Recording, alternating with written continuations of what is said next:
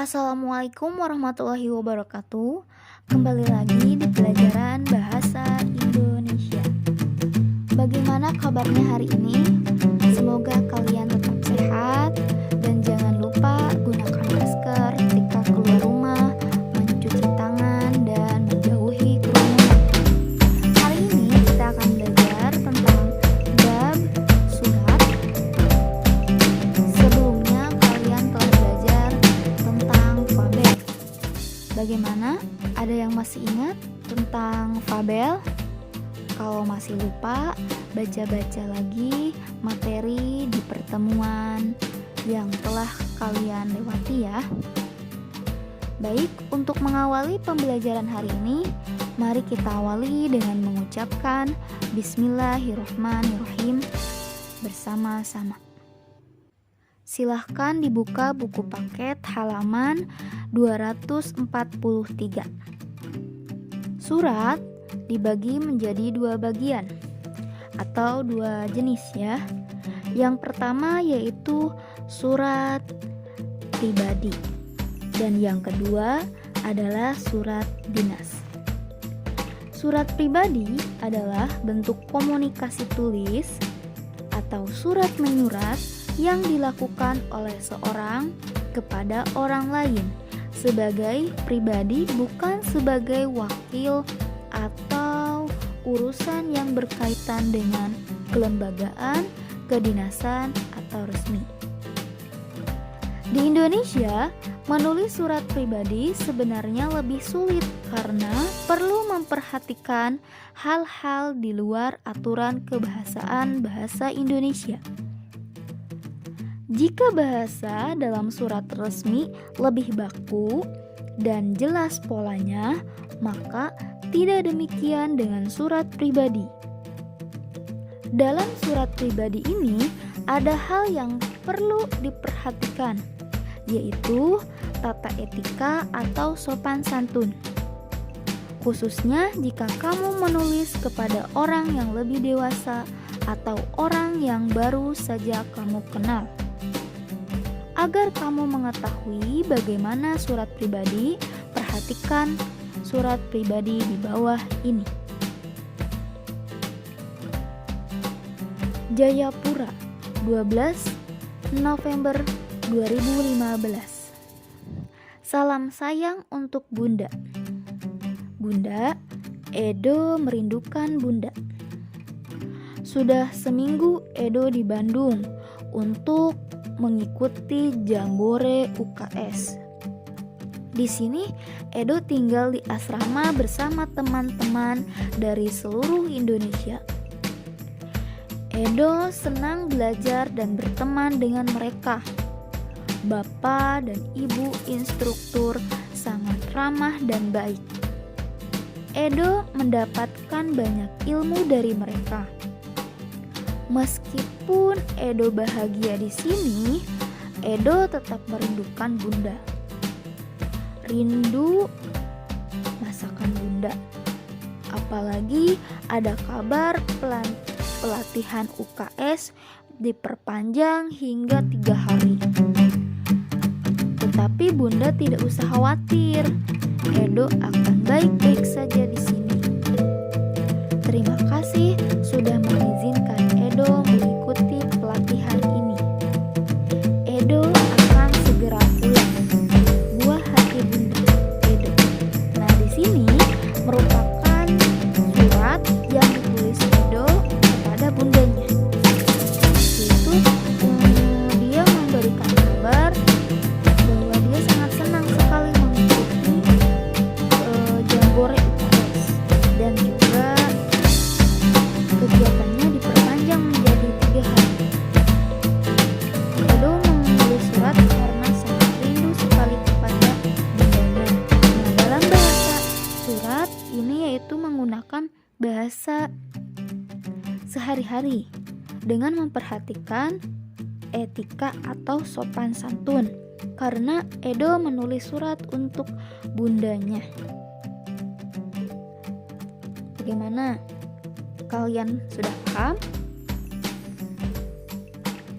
Jadi ciri-ciri surat pribadi adalah bentuk komunikasi interaktif antara orang pertama atau pengirim dan orang kedua atau penerima.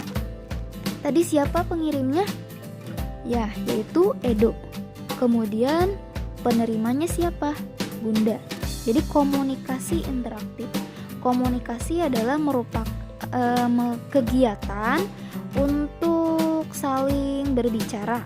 Misalnya alat komunikasi elektronik, HP. Nah, sekarang alat komunikasi non-elektronik yaitu surat.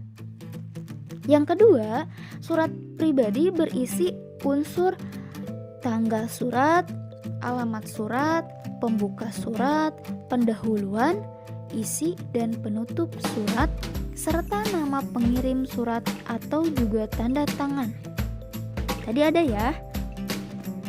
Yang ketiga yaitu isi surat pribadi berkaitan dengan masalah pribadi, menanyakan kabar, keperluan pribadi, dan tujuan komunikasi pribadi yang lain. Jadi tujuannya yaitu untuk masalah pribadi ya, karena surat pribadi judulnya juga. Selanjutnya yang kedua yaitu surat dinas. Surat dinas adalah surat yang ditulis dalam situasi formal untuk kepentingan formal. Apa itu kepentingan formal? Ya, surat dinas ini dapat ditulis oleh pribadi atau atas nama suatu lembaga pemerintahan, perusahaan, atau organisasi yang ditujukan kepada suatu lembaga. Jadi formal itu adalah lembaga ya, bukan kepentingan diri sendiri. Isi dalam surat dinas bersifat resmi. Resmi berarti ada nomornya ya. Dalam menulis surat dinas ada hal yang perlu diperhatikan, yaitu penggunaan bahasa. Bahasa yang digunakan pada surat dinas ini lebih mudah dibanding surat pribadi. Mengapa demikian? Surat resmi tidak memerlukan bahasa yang berbunga-bunga. Artinya tidak ada basa-basi ya, langsung pada pokok atau inti. Bahasa surat resmi singkat dan jelas, serta berpola tetap. Jadi ada aturannya ya. Perhatikan contoh berikut ini. Di sini ada bagian kop surat, yaitu panitia kegiatan perkemahan Sabtu dan Minggu atau Persami, Pramuka SMP Mutiara Harapan 1 Tuban. Di sini ada nomornya, nomor 8 KUKS. Lampirannya satu berkas. Kemudian ada tanggalnya yaitu 23 November 2015. Kepada siapa? Yang terhormat Wali Murid Sofia Nazila di Tuban. Berarti ngirimnya ke Tuban. Bener gak? Bener ya. Halnya tentang apa? Permohonan izin.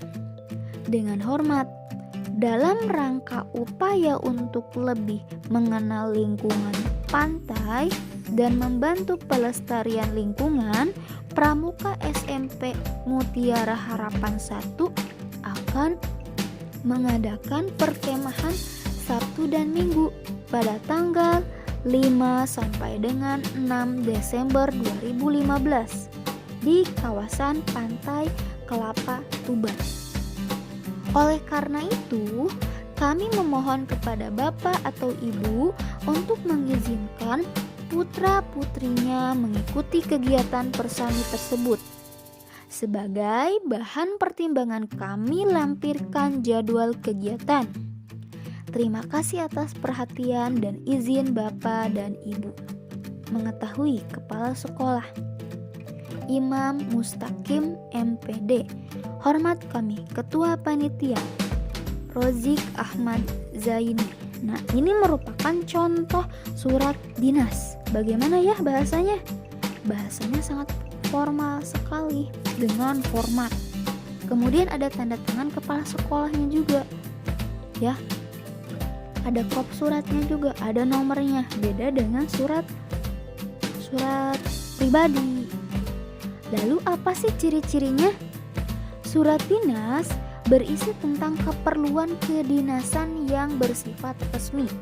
Ya, keperluan kedinasan. Tadi keperluannya apa? Izin untuk mengikuti persami. Sebelum kamu mengetahui contoh surat dinas yang baik, terlebih dahulu kamu harus mengetahui struktur dinas. Ya, nah ini struktur dinas akan kita bahas di pertemuan berikutnya ya. Surat dinas hanya boleh ditulis oleh sebuah instansi kepada instansi lain atau individu. Tadi instansinya siapa? Yaitu SMP Mutiara Harapan 1. Kepada siapa? Kepada orang tua.